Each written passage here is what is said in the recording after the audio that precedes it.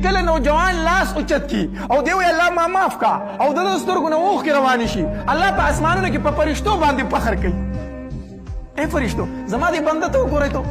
دا ځوان دی، دا په زور کې دی، دا په طاقت کې دی، خو ماله جومات ته راغی، زما کور ته راغی، ما ته یې لاس اوچت کړه او جاړي ما ته، ځکه ته ته پته شته دی چې د دې در نه ما سوا بل در د معاف کولو نشته. الله ډېر زیات خوشحالیږي چې کله نوجوان لاس اوچتوي او دی وایي الله ما معاف کا، الله تبارک وتعالی په فرشتو باندې فخر کوي. کله چې نوجوان راشي او دی الله ته ودرېږي په مانځه باندې او دی چې سجدې ته لاړ شي او دا تندی په ځمکه باندې کېږدي، الله په فرشتو فخر کوي. ای فرشتو تاسو خو وی چې دا انسان په فساد کوي، دی به وراني کوي په ځمکه کې، وګوره دا نوجوان دی، دا په زور کې دی، دا په حسن کې دی، خو راغی او ما ته خپل مخ په خاورو کې ایښی دی.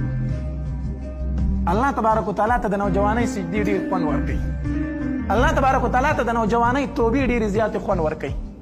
ځکه چې سړی کمزوری شي خو بل لاره پاتې نه شي. بیا